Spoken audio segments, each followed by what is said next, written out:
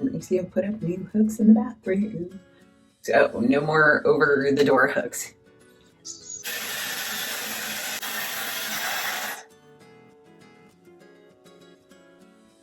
I'm not even going to try and hide it. If you've been around for a hot second, you already know I'm a spender. And I'm married to a spender, which makes it infinitely more difficult to stay on a budget.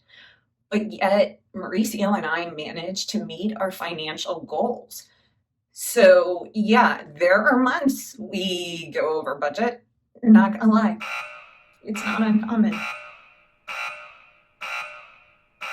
But we're still making major headway. So today I'm going to give you our 10 best tips for sticking to your budget even when you fail a little bit, because we fail, not infrequently.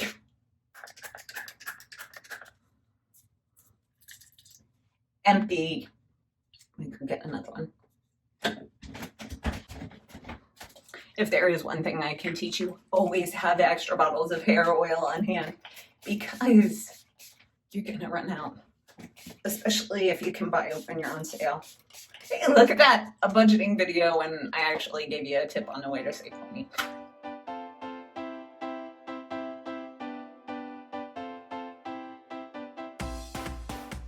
This oil helps so much.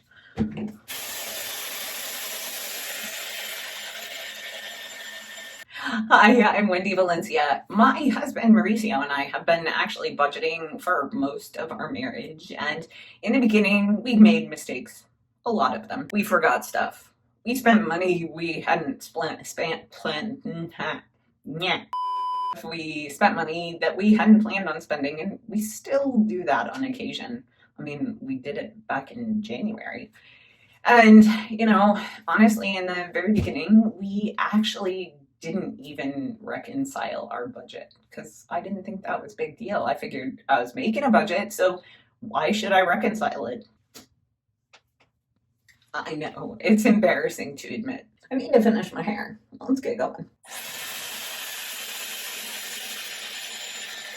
If you've actually had a similar experience with budgeting, go ahead and click the like button so all the peeps that are watching this know that they're not alone when they make mistakes, because it happens to everybody. There is no budgeting expert on this planet that does not make budgeting mistakes or have to move their stuff around during the month, because that's normal. And while you're down there, feel free to go ahead and click the subscribe button, because we talk about budgeting all the time. I'm here to motivate you to stay on a budget and live on a budget, and it's the best way to meet your financial goals. Okay, seriously, I gotta do my hair.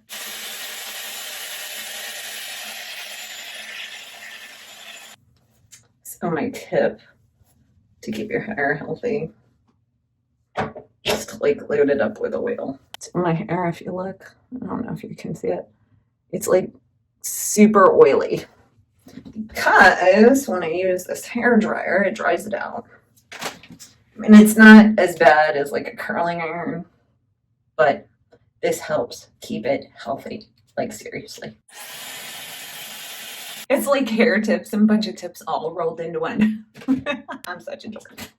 I know, but I'm almost done. Okay, hair is done. As you can see on my hair, I don't use product unless you count the oil. I don't put hairspray in my hair unless I'm going somewhere where I need my hair to look good, because this is what I do to my hair. All day, every day, I am messing with my hair. So my first tip is one that it took me a hot second to learn, but once I learned it, it was a game changer. And that is, you need to log in your purchases every day or every other day. So the reason you need to actually reconcile is because you got to know if you're following your plan. I mean, you can assume you are, but $20, what irony here, $20, you are nickel and diming yourself to death.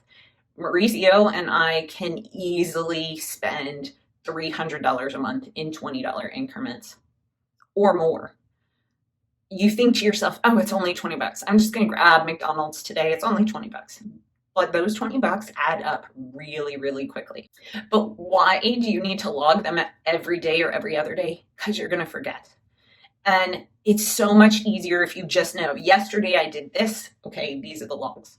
And it doesn't feel burdensome and overwhelming. If you save it up until the end of the week, you have a stack of receipts like this high. And then you're like, oh, yeah, I gotta do that. It's gonna take like half an hour. I don't want to. But if you do it, I do it the first thing in the morning. It literally takes me, some days when we don't spend any money, it takes me about a minute and a half. But probably the most I ever spend is like 3 or 4 minutes. And I've just been doing it so long, it's a habit now, and it's easy. I'm about to look really funny on YouTube. So my second tip for you is actually to look at the big picture. If you look at the big picture and realize that you were $20 over budget, let's say for groceries, because everybody goes $20 over budget for groceries, especially right now.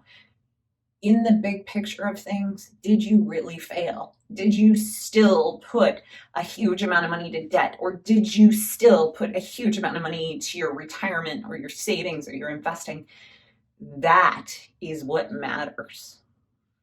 So my third tip for you is that your budget needs to be fluid. What does that mean? Your budget is going to change from week to week, day to day, heck, hour to hour. You could have, $20 in your budget for beauty supplies, and then your 8-year-old decides to make a magic potion out of your shampoo, conditioner, toothpaste, whatever, and you have to buy it again. True story.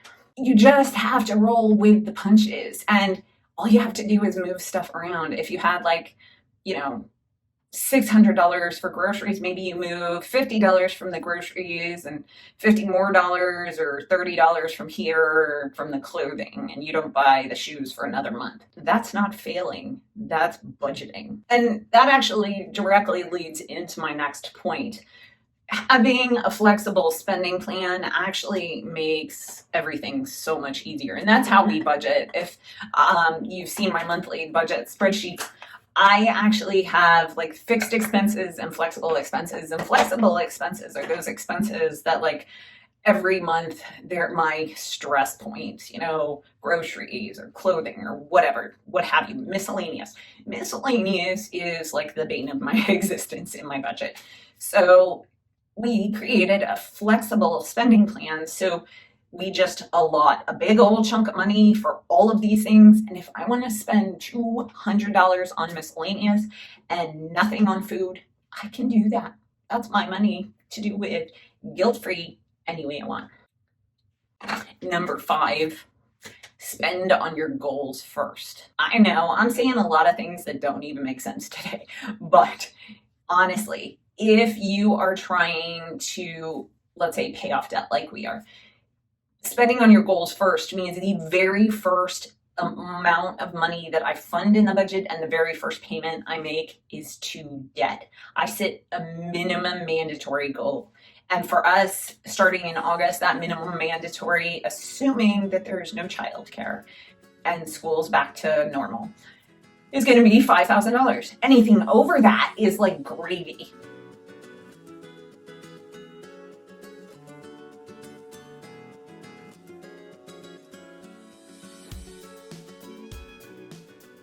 So my 6th tip is actually that understand that budgeting is a process, and you're going to make mistakes and things are going to happen and you're going to fail and you're going to screw up and you're going to have to take money from next month's budget to pay the bills in this month.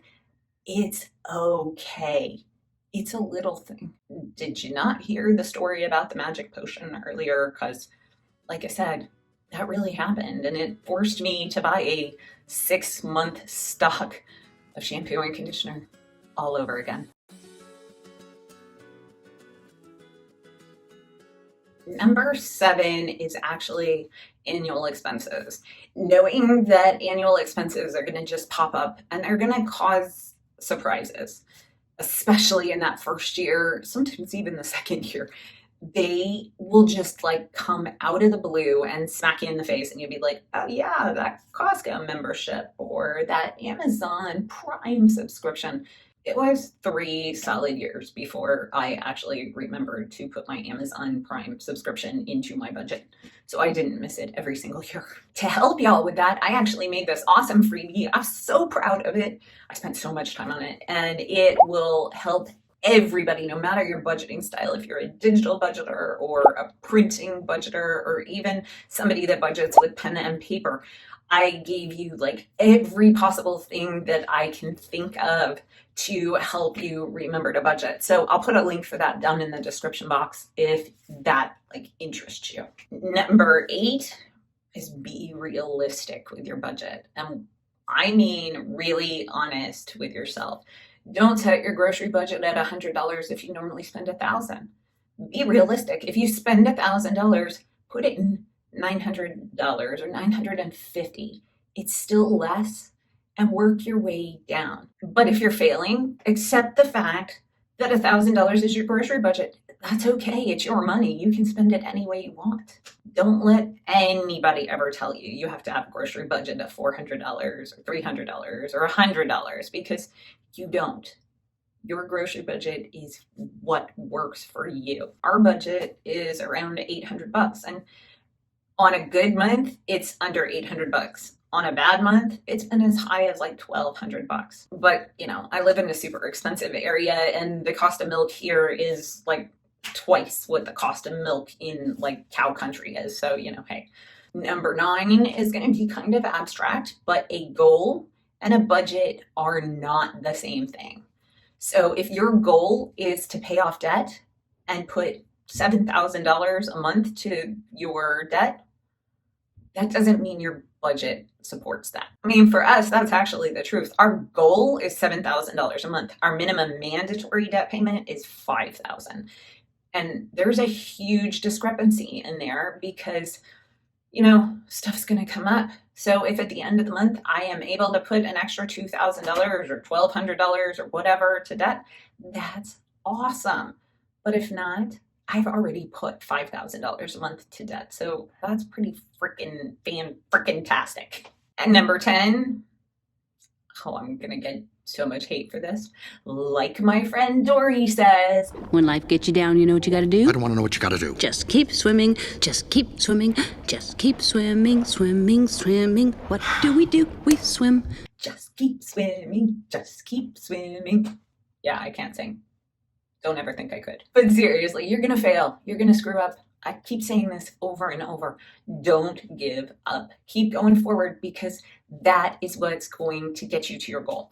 And if it takes a couple extra months because you screwed up, is that really, when you're debt free or you have $1 million saved for your retirement, are you going to be mad that it took you like 3 months longer than you had planned? If you want to see that video where I talk about the magic potion, I'm going to link that video right over here. So I'll see you in the next one.